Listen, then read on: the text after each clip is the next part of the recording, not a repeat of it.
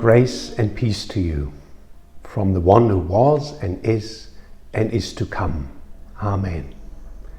This morning's prayer was written by Sir Alan Shea.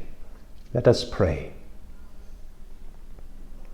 We praise you, God of light. It is your light that pierces the darkness of evil, exposing our human cravings for personal power and control. It is your light that shines into the dark corners of our woundedness and our greatest fears. It is your light that reveals the truth, opens up our minds, softens our hearts. In your light we find your love, and in your love we find freedom.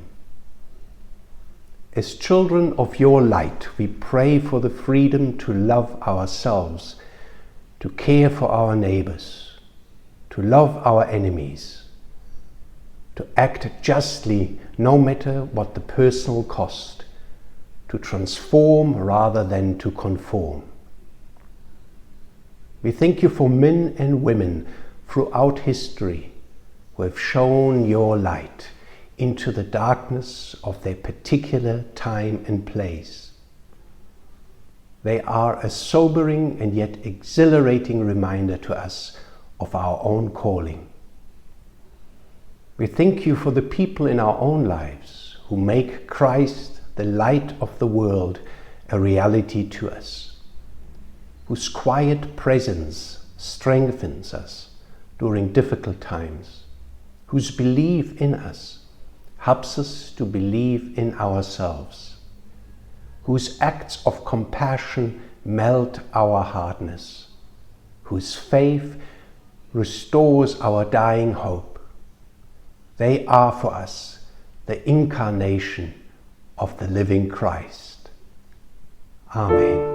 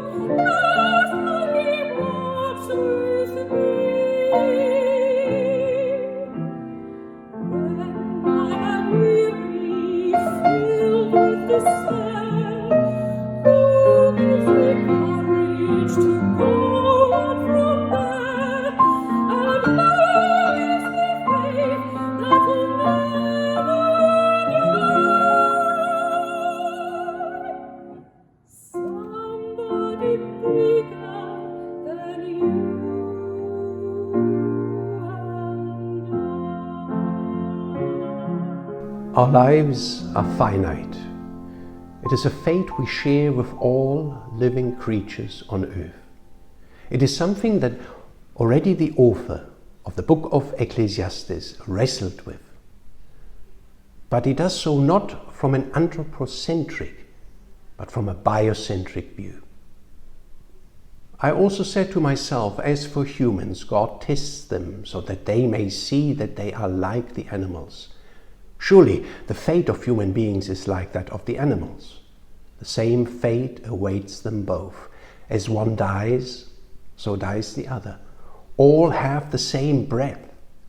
Humans have no advantage over animals. Everything is meaningless. All go to the same place. All come from dust, and to dust all return. I'm struck by the way the author considers our human finitude to be a test of God that is meant to make us accept with humility that we share the same experience of a finite life with the animals. In his mind, death levels the playing field of humans and animals. We have more in common than our sense of superiority would be willing to admit. But the writer is convinced that facing up to the reality of death we share with the animals can be a source of new wisdom and insight. It allows us to understand that meaning has to be found in meaningful relationships. The challenge is to be fully conscious of and present to all the relations that make up our lives. Yes, we are timed, but to make the most of our given time is in our power. We are timed, but timing is ours. To know what time it is a gift of wisdom according to the book of Ecclesiastes. But there is a new urgency to such divine knowledge. We have become aware that we are running out of time to save our planet Earth. There is a time for everything, a time to be foolish and a time to be wise. It is within that context that the writer of Ecclesiastes does not just acknowledge the shared experience of death, but also raises the question of life after death in relation to both humans and animals.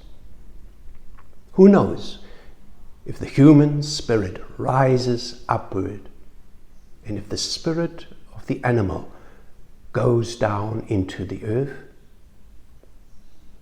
As human beings, we found some comfort in thinking that surely our ultimate destiny must be different from the animals.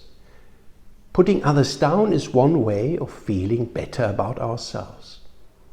But Ecclesiastes is probing the common assumption that somehow human life has greater worth and is more deserving of eternal life. Is he fearing that we too will simply return to the earth from which we were taken and be forgotten? Throughout the biblical stories, sages and prophets keep asking themselves, how far does God's love reach? Is God also present to those assumed to live in the underworld? And if God's love knows no limitations, what future awaits those living a kind of shadow existence in the depths of the earth? With Christ's resurrection, we have been given an extraordinary answer to what has occupied and pained the human mind from its very existence. In writing to the congregation in Corinth, the Apostle Paul gives expression to the hope of resurrection.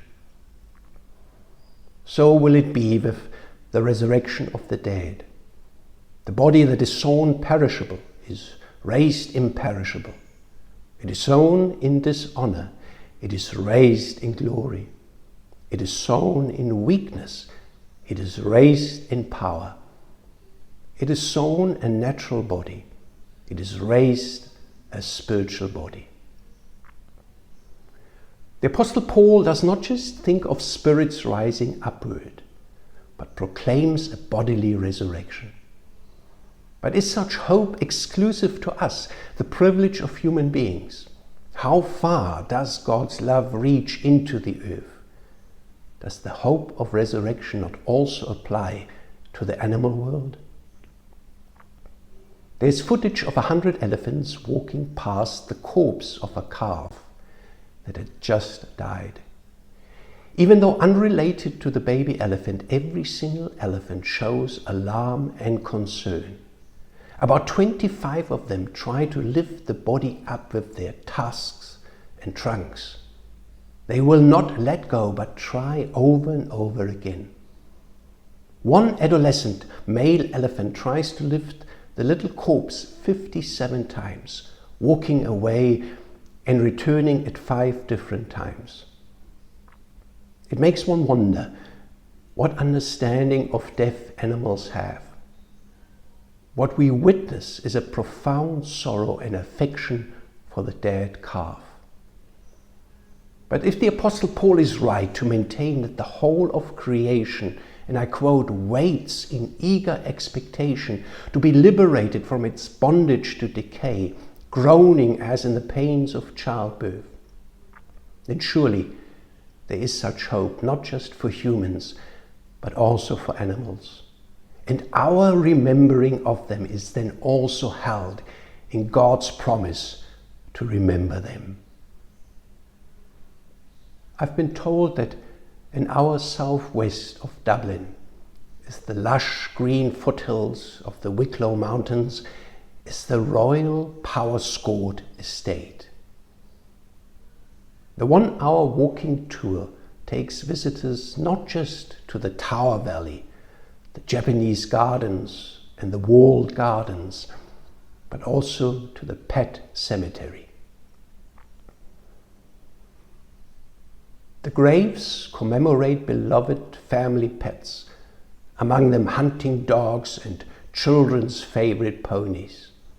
But some graves also reveal what Lance Longwell described in his travelogue as tongue-in-cheek humor that only the Irish can pull off. O'Shane, Jersey cow, died 1967. Aged 19 years. She had 17 calves and produced over 100,000 gallons of milk. Princess Aberdeen, Angus cow, died 1972, aged 11 years. 3 times Dublin champion. Now, in the light of present animal mass production and exploitation, one would need to critically debate if such success and championship is to be celebrated or rather bemoaned. O'Shane and Princess did not have much of a say. The pride expressed by their owners might speak to us rather of greed than care. If only the 2 cows would have also been gifted with the kind of speech we witnessed in the story of Balaam and his donkey. Their final words would have been more like the kind of groaning the Apostle Paul speaks about. The standard tombstone for a present cow would have to rather read as follows: We lived the lives of dairy cows. We were fortunate to not have been killed as babies, eaten as tender meat, or raised for a few months for veal production. But we were forcefully impregnated every year, and our babies were taken from us to make sure that we continue to be milk-producing machines, genetically manipulated and pumped full of antibiotics and hormones in order to produce more milk. And those who drank our milk ran the risk of developing heart disease, diabetes, cancer, and other health issues. To make things worse for us, farm animals have a bad reputation when it comes to intelligence rankings. Meanwhile, cows are inquisitive, thoughtful, and extremely emotional animals. And if not trapped inside the farming industry, able to display incredible behaviors. They are more than milking machines. Abigail Gear shares her findings with her rescued calf, Luna, and has come up with 10 little things about cows we might not be aware of. They come to their name. They love to give kisses. They have interspecies friends. They love cuddles. They remember faces for long periods of time. They jump for joy. They grieve for their loved ones. They'll demand goodnight kisses. They drink milk. Mother cows have strong maternal instincts and nurse their babies for up to 3 years. It is a deeply uncomfortable truth. A cycle of cruelty exists in every glass of milk. I'm glad that there are alternatives and that scientists are working on making them as nutritious and tasty as milk. Where there is a will, there's always a way. Or is this only a dilemma for the privileged, who can afford to look and pay for alternatives, in a country where so many children lack access to nutritious food? How realistic is such an approach in the present economy? But we have to keep asking those questions, and I hold on to David White's suggestion that solace is the art of asking the beautiful question of ourselves, of our world, or of one another in fiercely difficult and unbeautiful moments. Jesus himself gave rise to such beautiful questions in fiercely difficult and unbeautiful moments. Foxes have dens and birds have nests, he said. Do we agree? But the Son of Man has no place to lay his head. Jesus acknowledged the need for a safe home, a place of rest and comfort for both humans and animals. And the Son of Man, the human one, identified primarily with those without a place to call home, estranged from the earth, exiled from their own lives. He was the wounded healer who lived to offer comfort to the wounded. This is beautifully captured in the following African-American spiritual. Indeed, the great Comforter has come. The song is a moving response to the question the author of Ecclesiastes raises. You can tell the world about this. You can tell the world about this. You can tell the nation about that. Tell him what Jesus has done. Tell him that the Comforter has come. And he brought joy, great joy to my soul. Well, he took my feet out the mercy clay. Yes, he did. Yes, he did. And he placed them on the rock to stay. Yes, he did. Yes, he did. You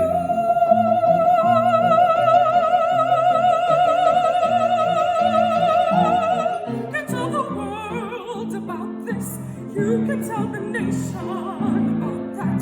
Tell him what Jesus has done. Tell him that the Comforter has come. And he brought joy, great joy to my soul. My Lord done just what he said. Yes, he did. Yes, he did. He healed the sick and raised the dead. Yes, he did. Yes, he did. You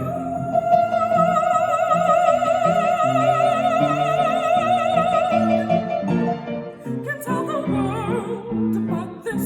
You can tell the nation about that. Tell him what Jesus has done. Tell him that the Comforter has come. And he brought joy, great joy to my soul. And he brought joy, great joy to my soul. I would like to take you back to this rather unique pet cemetery. The tombstones we find there raise another pertinent question. Why do we usually not honor the death of animals that have been our companions in the same way as the death of beloved human beings? If there is hope of resurrection also for the animals, why do we not think harder about assisting those who have lost a dear companion in creating farewell rituals that minister to their grief and nurture their hope of a reunion? Why do these kind of memorials happen in a kind of secretive way, if they happen at all? Why should an animal not be remembered with a blessing in a planting of a flower or a tree in the garden of remembrance? Sure, some would consider this rather peculiar and sentimental. But for those who lost a beloved animal companion, It would offer the opportunity to honor and remember them in a way that comforts them in their loss and grief, especially if our remembering is held by God's promise to remember them. There is another tombstone in the Royal Powerscourt estate, which does not raise as many moral dilemmas as the tombstone of Eugenie and Princess. And it reveals the depth of loss that some people feel when their non-human companion passes away. The tombstone reads, "Died August 10th, 1938. Loved and faithful friend for 14 years, you've gone all friend. A grief too deep for tears fills all the emptiness. You've left behind, gone is the dear companionship for years, the love that passed, all love of humankind." In the Garden of Eden, humans are encouraged to name the animals and take good care of them. Should such naming and care not include a farewell that honors the years of loving companionship expressed on this tombstone?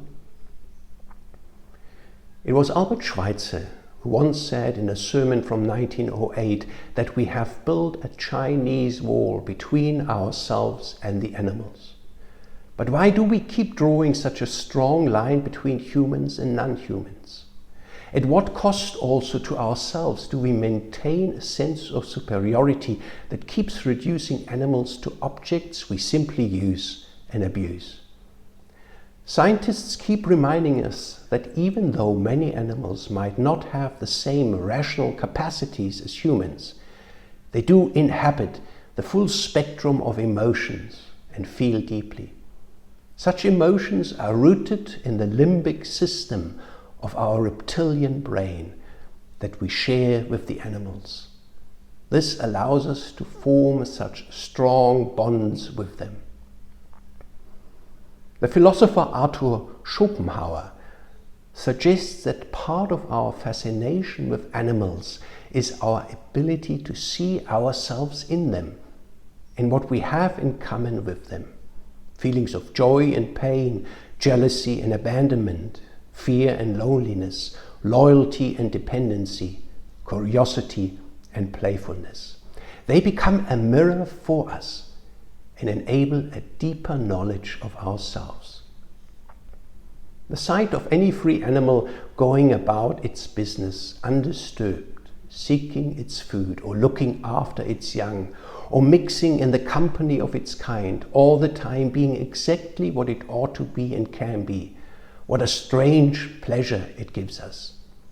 Even if it is only a bird, I can watch it for a long time with delight, or a water rat, or a hedgehog, or better still, a weasel, a deer, or a stag. The main reason why we take so much pleasure in looking at animals is that we like to see our own nature in such a simplified form. There is only one mendacious being in the world, and that is man. Every other is true and sincere and makes no attempt to conceal what it is, expressing its feelings just as they are. To nurture such connection makes one also wonder, do animals also inherit eternal life?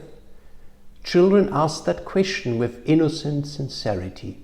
Do animals go to heaven? Well, if paradise is a return into the Garden of Eden, then the place should be swarming with animals. After all, according to our biblical account, only humans were driven out of the Garden of Eden. The animals should still be there. Isaiah's grand vision of a future kingdom of peace includes the animal world. The prophet cannot conceive a future world of peace without animals, and the future animal world teaches us what such peace will look like.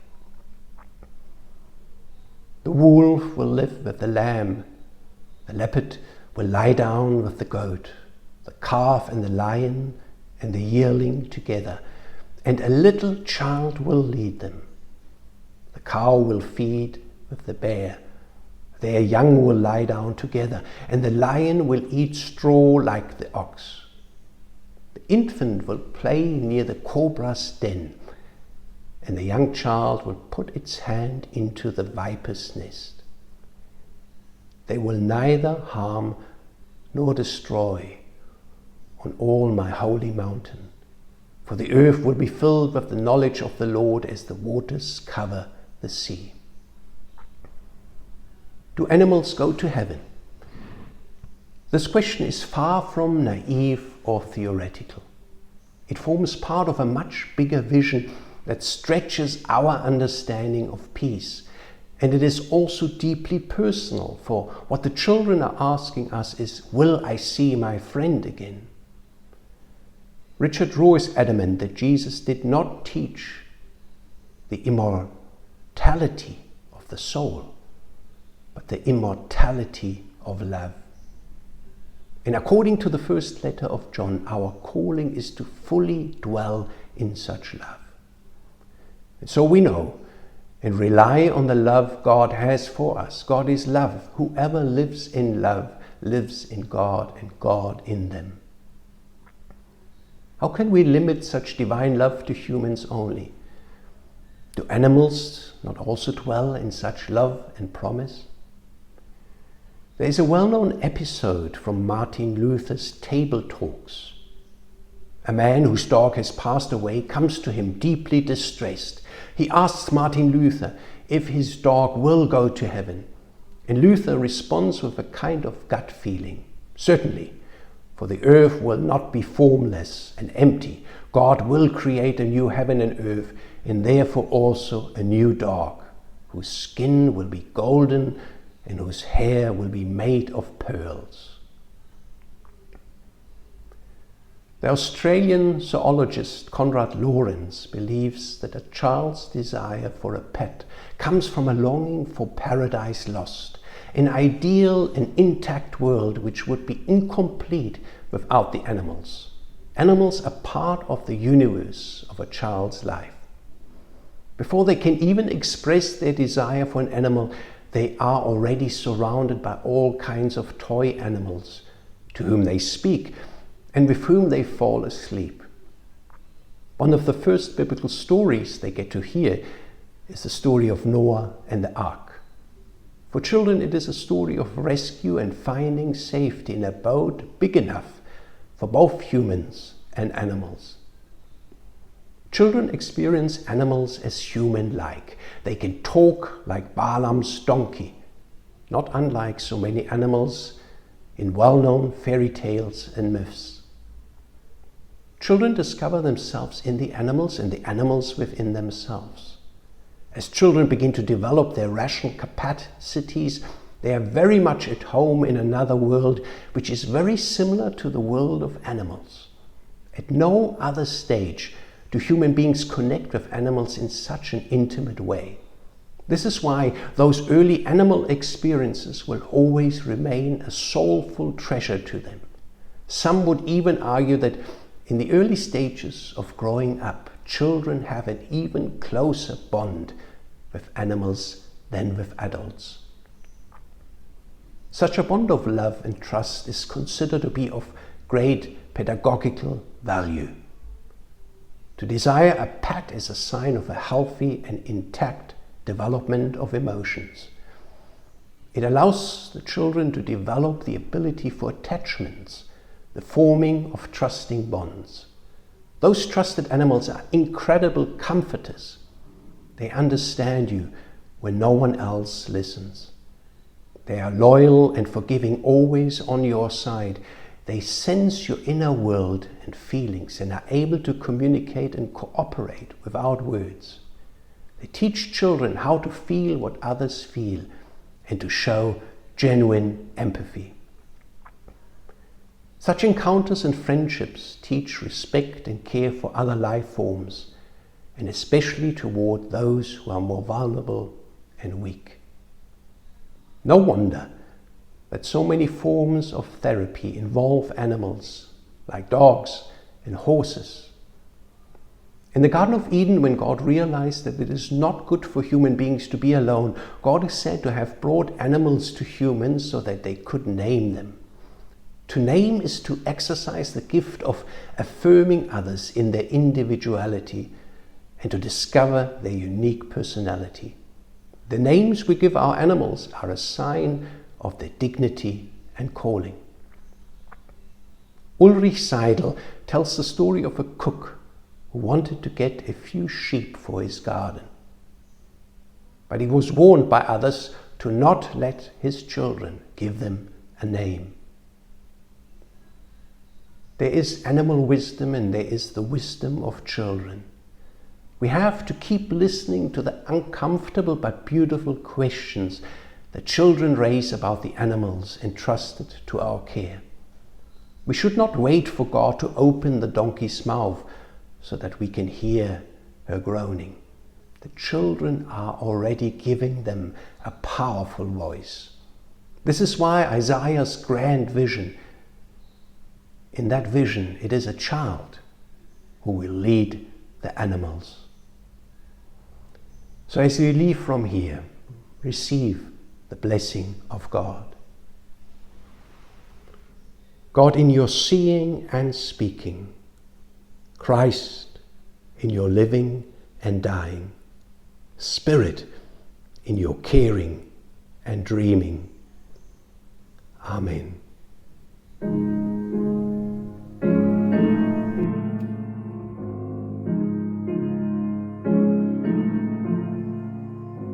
My Lord, what a morning! My Lord, what a morning! Oh, my Lord, what a morning when the stars begin to fall. When the stars begin to fall.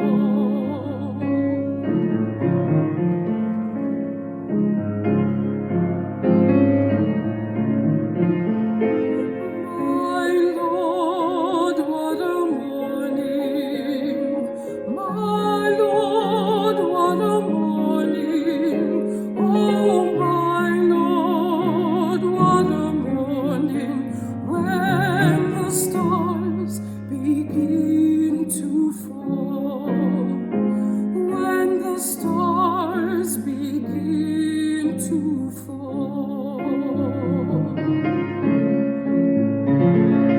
Don't quit all my worldly ways, join that heavenly band. Don't quit all my worldly ways, join that heavenly band.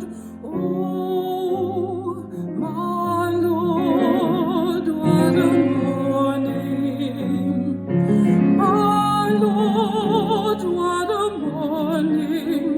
Oh, my Lord, what a morning when the stars begin to fall. Don't quit all my worldly ways, join that heavenly band.